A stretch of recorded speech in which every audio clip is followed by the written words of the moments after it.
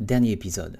Et là, on prend de la hauteur. Parce que tout ce qu'on a vu depuis l'épisode 1, la cybernétique, l'état garnison, la kill web, le Kisalati, ce n'est pas une fin en soi, c'est un déblayage. En 1945, sous le croiseur USS Quincy, Franklin Delano Roosevelt et le roi Ibn Saoud Arabie Saoudite scellent un pacte simple et brutal. La protection militaire américaine en échange d'un accès exclusif au pétrole saoudien. Ce pacte a défini la géopolitique mondiale pendant 80 ans. Contrôler le Moyen-Orient, c'était contrôler l'économie mondiale. En 2026, cette équation est morte. Les États-Unis produisent désormais plus de 20 millions de barils par jour grâce au gaz de schiste. Le Guyana, le Brésil, l'hémisphère occidental, tout entier est devenu une forteresse énergétique. L'Amérique n'a plus besoin de pétrole saoudien. La menace d'un blocus d'Ormuz est un chantage sensible. L'Iran ne peut même pas le bloquer sans ruiner ses propres exportations. L'Arabie Saoudite a pris acte de ce désintérêt américain. Elle se tourne vers son premier client réel, la Chine. Achat de brut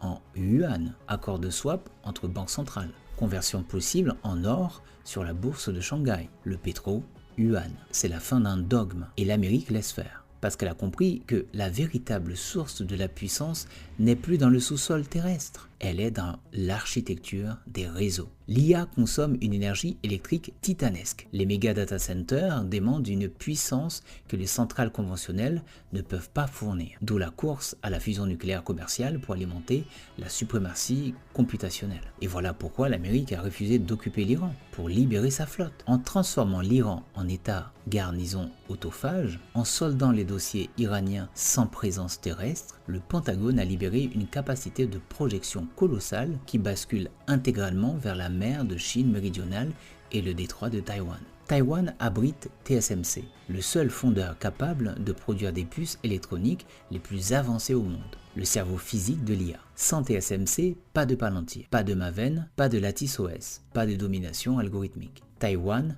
est le nouveau détroit d'Ormuz. Le silicium est le nouveau pétrole. L'Amérique a refermé la parenthèse de la guerre contre le terrorisme pour engager la seule guerre qui compte au XXIe siècle, le monopole de l'algorithme face à la Chine. Le monde se divise en deux prisons. L'Iran, la prison géographique et sociale de l'État garnison qui gère sa propre ruine. La Chine, la prison algorithmique qui vient, enfermée par un adversaire qui traite l'information plus vite qu'elle ne peut réagir. L'ère de la géographie est terminée, nous sommes entrés dans l'ère de l'algorithme.